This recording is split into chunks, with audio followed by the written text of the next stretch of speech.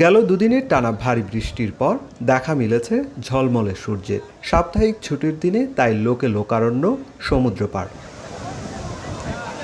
উত্তাল সাগরের ঢেউ, পর্যটকদের বাদভাঙা উচ্ছ্বাস আর সৈকত পাড়ের ব্যস্ততায় শুক্রবার যেন ফিরে পেয়েছে চিরচেনা রূপ। বিশাল ঢেউয়ের সঙ্গে আনন্দে মেতেছেন ভ্রমণ পিপাসুরা। ঢেউয়ের তীব্রতা যতই বাড়ছে, পর্যটকদের উচ্ছ্বাসও যেন ততই বাড়ছে। কেউ নেমেছেন সমুদ্র জলে, কেউ আবার বালুচরে উপভোগ করছেন সাগরের সৌন্দর্য।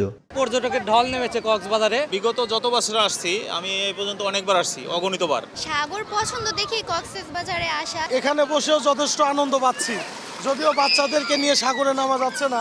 এদিকে ৩ নম্বর সতর্ক সংকেত বহাল থাকায় সৈকতের প্রতিটি পয়েন্টে টাঙানো হয়েছে লাল পতাকা। একই সঙ্গে টহল জোরদার করেছে লাইফগার্ড কর্মীরা, আর মাইকিং করে পর্যটকদের সচেতন করছে স্বেচ্ছাসেবকরা। স্যান্ডেলিনা সো, রূপচর্চায় আভিজাত্য। সর্বদা লাইফগার্ড এরিয়াতে গোসল করে এবং তারা সাঁতার জানলেও হাঁটু পানি বেশি গভীরে যাতে না যায় এবং শিশুদেরকে সব সময় যাতে নিজ তত্ত্বাবধানে রাখে। প্রচুর পর্যটক পানিতে নেমে যাচ্ছে, আমরা জায়গায় জায়গায় লাল পতাকা দিয়ে রেখেছি এবং মাইকিং করতেছি, সতর্ক করতেছি পর্যটকদেরকে। পর্যটকের ঢলে প্রাণ ফিরে পেয়েছে সৈকত পাড়ের ব্যবসা বাণিজ্য।